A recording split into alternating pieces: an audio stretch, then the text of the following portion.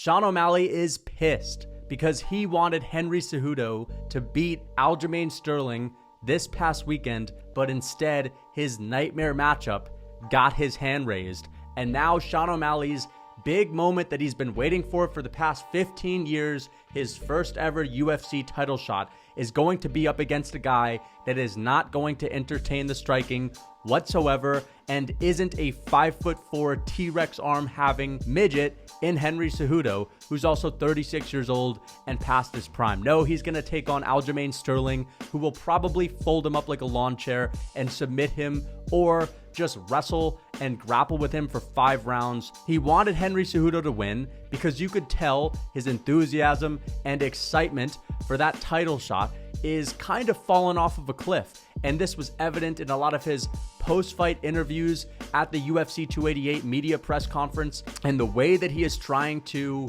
overcome this situation is by saying that he wants this fight as soon as possible. If the UFC and O'Malley were to have it their way, they would get Aljamain Sterling to make a turnaround for next week. They'd want Aljo to cut weight. They'd want him to chop an arm off so he could get in the cage with O'Malley and be the worst version of himself possible. Now, I personally think it's really wise for O'Malley to push for a fight in August, which is only 3 months away. You see him always mentioning the weight of Aljamain Sterling. You better be able to cut weight. But he better be ready to cut weight. Get ready to cut weight. You better be ready to cut weight.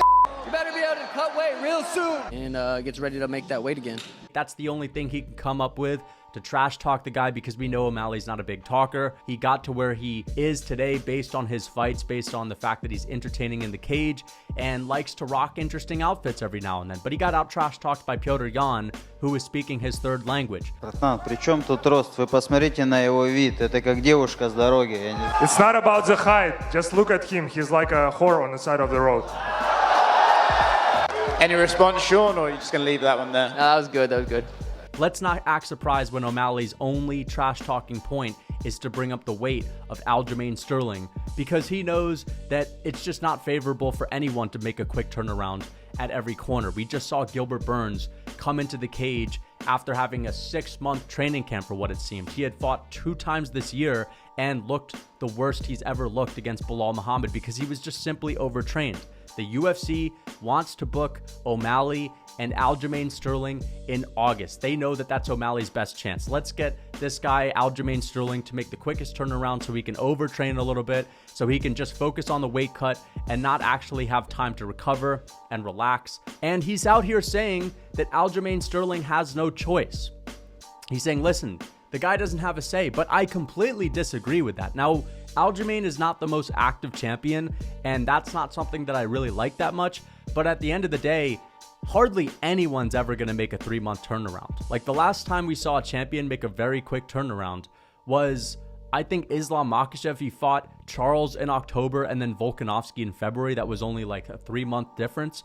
So it can happen, but it is pretty rare, and Islam didn't go through a 5-rounder with Charles like Aljamain went through a 5-rounder with Henry Cejudo. And yeah, he didn't really get injured, he didn't get beat up that badly, but nonetheless, it was a competitive, close fight. He went 5 hard rounds, and he should not take on Sean O'Malley that early. And if you think about it, the MSG card is this November, and that would actually be in Aljamain's home state. We were all saying he's finally in his backyard, but it was Jersey.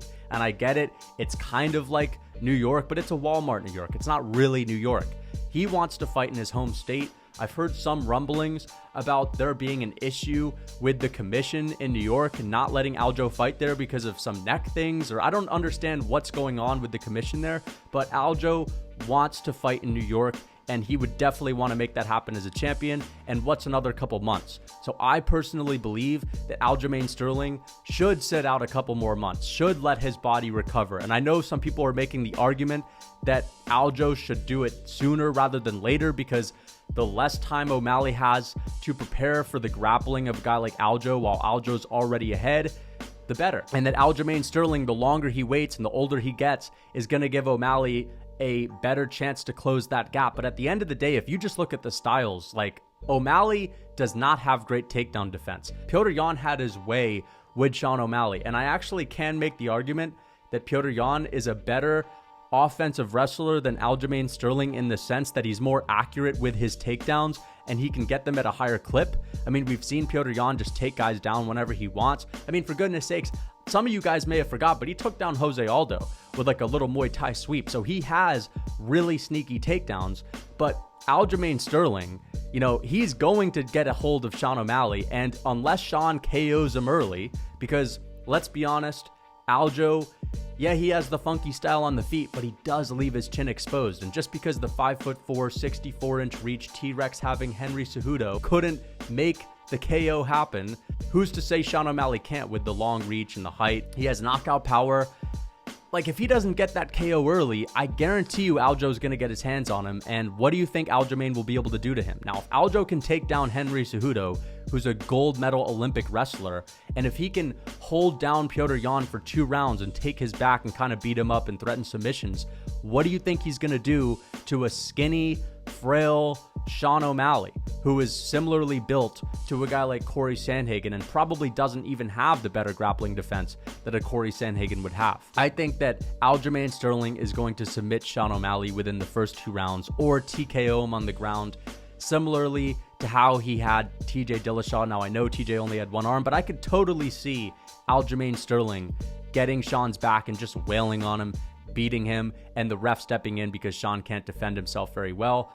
Does Sean O'Malley have a chance to win other than an early KO? Absolutely. He can find the KO later on in the fight, but he would have to really go out there and prove to us that he has a phenomenal ability to scramble and get to his feet. Now, again, Petr Yan has good takedowns, but he's not on the same level of an Aljamain Sterling once it's on the ground. Petr Yan can get it there very easily, but we saw that he wasn't really able to do much with it. And to be honest, we haven't really seen Petr Yan have that much success beating on guys or holding them down in the past. Now, to be fair, he did take Aljamain Sterling down a bunch of times in their first fight and didn't do anything with it. But in their second fight, he had a moment in their 4th round where he did take Aljamain down, or I believe he reversed a takedown.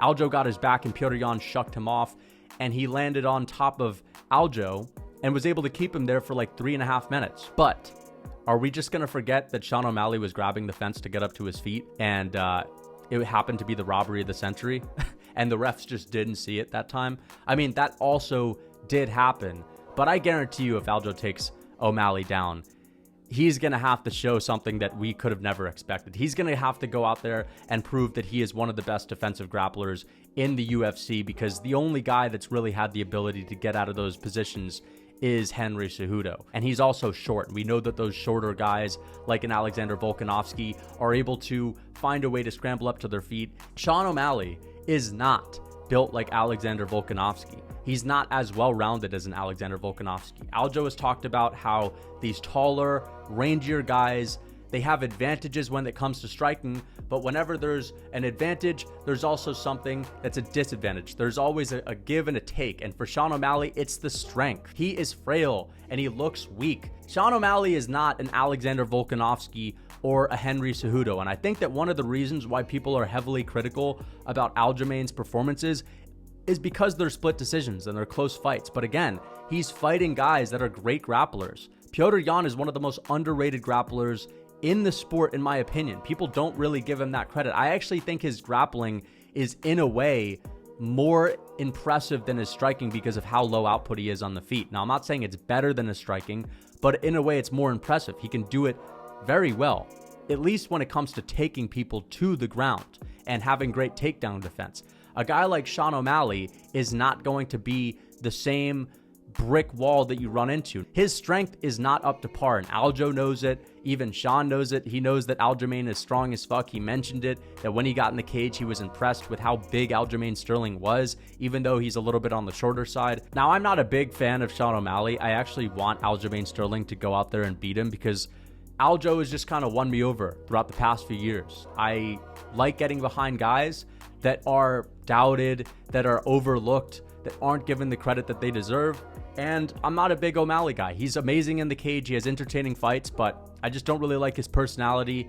And I don't think he's proven yet. Now, of course, he got a win over Petr Yan, but other than that, the guy hasn't done jack in the UFC. He's beat a bunch of nobodies. That's why the UFC even conducts these robberies, so that when they're booked for their next fight, we can say on paper, well, O'Malley beat Jan. It's like we're getting brainwashed by the UFC because over time, that's just what the narrative is.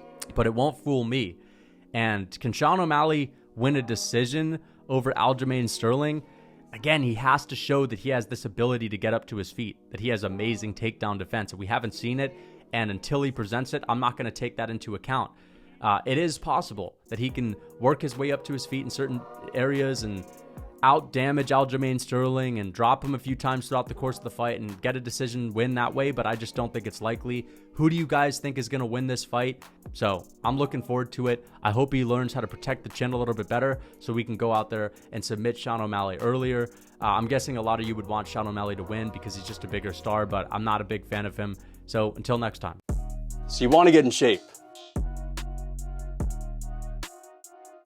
Well, it wouldn't kill you to learn how to cook, and you're not going to die just because you eat something tasty. You just have to take those same clean foods and you have to know what to do with them. Let me show you guys an example. Eggs, you've heard of those, right? Potato, white onion, and extra virgin olive oil. And with just 4 ingredients, I've made myself a delicious potato omelet. So you want to get in shape? You need to know how to cook with simple and healthy ingredients. For more meals like this one and comfort foods made with whole and unprocessed ingredients, check out my Real Food Cookbook.